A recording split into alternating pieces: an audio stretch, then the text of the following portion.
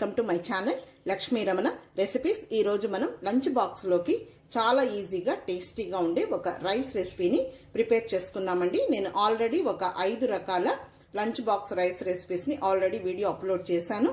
అలాగే lunch box లోకి curries, తర్వాత ట్రెడిషనల్ పచ్చళ్ళు, ట్రెడిషనల్ కర్రీస్ అవన్నీ కూడా మన ఛానల్లో బోల్డ్ అన్ని ఉన్నాయి. కాబట్టి ఒకసారి చూసి తప్పకుండా ట్రై చేయండి. ఈ రోజు నేను లంచ్ బాక్స్ రెసిపీలో 6వ రైస్ అండి. చాలా ఈజీగా టేస్టీగా ఉండే ఆనియన్ మసాలా రైస్ అండి. ఆనియన్ రైస్ చాలా బాగుంటుంది.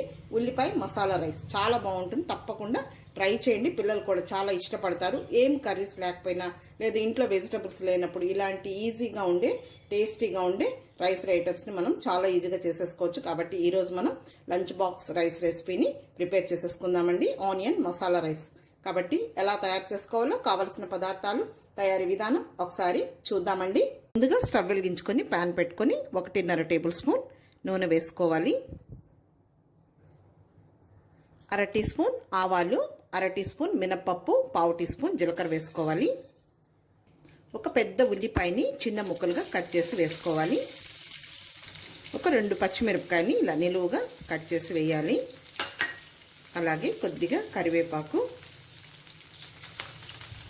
ఈ ఉల్లిపాయ ముక్కల్ని ఒక 2 నిమిషాలు ఇలా కలుపుకుంటూ ఫ్రై చేసుకోవాలి. ఉల్లిపాయ ముక్కలు లైట్గా ఫ్రై అయిన తర్వాత ఒక 1/2 టీ స్పూన్ అల్లం వెల్లుల్లి పేస్ట్ వేసుకోవాలి. ఈ అల్లం వెల్లుల్లి పేస్ట్ పచ్చివాసన పోయే వరకు ఫ్రై చేసుకోవాలి.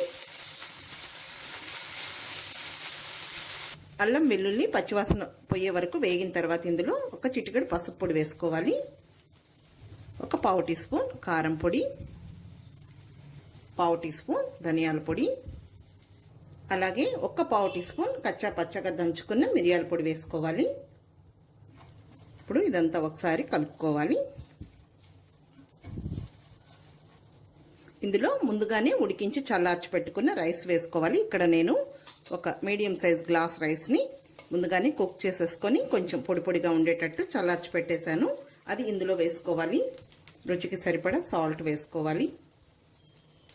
ఈ రైస్ని అంతా కలుపుకొని ఒక 2 నిమిషాలు మీడియం ఫ్లేమ్లో ఫ్రై చేసుకోవాలి.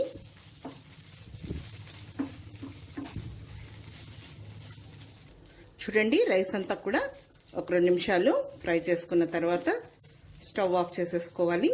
మామూలుగా ఇక్కడ నేను నార్మల్ రైస్ని యూస్ చేశాను. మీకు కావాలంటే బాస్మతి రైస్తో కూడా చేసుకోవచ్చు, కానీ ఈ రైస్కి మామూలు నార్మల్ రైస్ అయినా పర్వాలేదు. ఇప్పుడు స్టవ్ ఆఫ్ చేసేసుకొని చివరగా కొంచెం కొత్తిమీరని చాప్ చేసి వేసుకోవాలి. చివరగా కొద్దిగా గోరువెచ్చగా రైస్ ఉన్నప్పుడు కొంచెం నిమ్మరసం పిండేసుకోవాలి.